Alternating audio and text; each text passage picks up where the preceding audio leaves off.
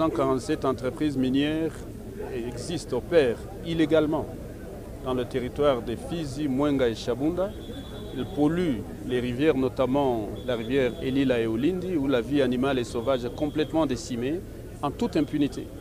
Seulement parce qu'il y a des individus qui touchent des dividendes, que ce soit ici ou ailleurs, eh bien ça nous fait perdre des millions de dollars par mois.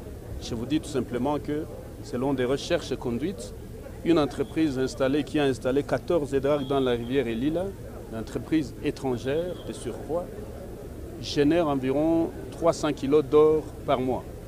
300 kg par mois. Alors que la société Primera Gold, qui appartient et que le président de la République a bien voulu créer pour stabiliser l'exportation de l'or, pour générer beaucoup plus d'argent à l'État, eh bien cette société n'a produit que 5000 kg d'or en une année.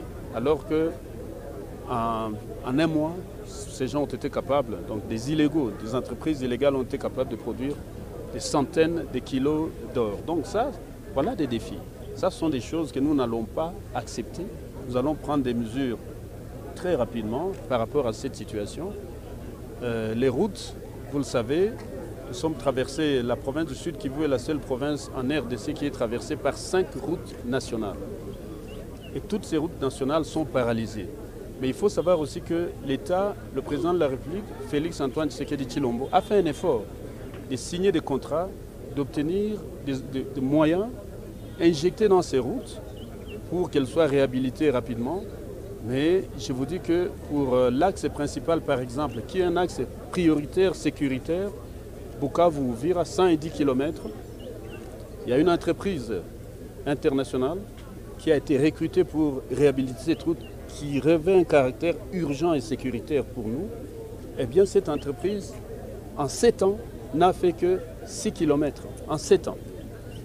Et donc, la route Bukavu-Goma et les 4 bretelles, plus 39 km de voirie urbaine, payée par la BAD, la Banque africaine de développement, c'est l'endettement de la RDC, eh bien, en 3 ans, vous avez été tous témoins lorsque le président de la République est venu inaugurer ici à Kalambo cette route.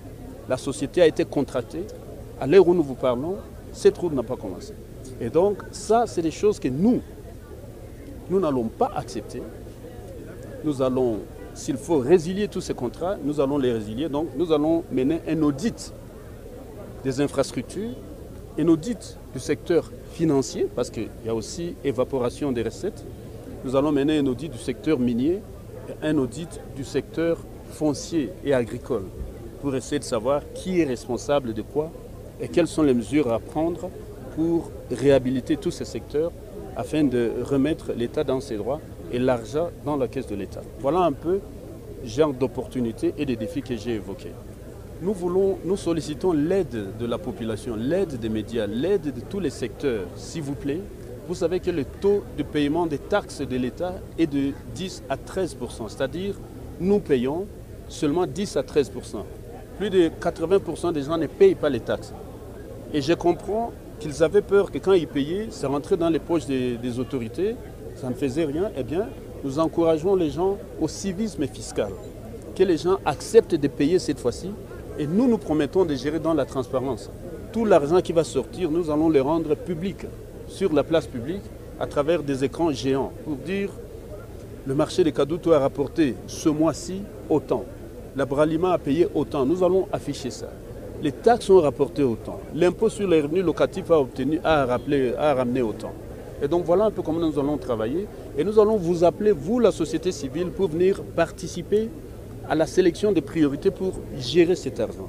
Donc voilà le grand message. L'autre message, c'est une chance pour cette province. Nous avons la chance unique.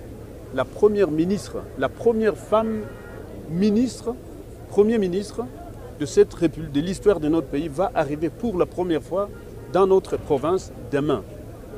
Donc son Excellence Madame Soumino Judith sera ici parmi nous.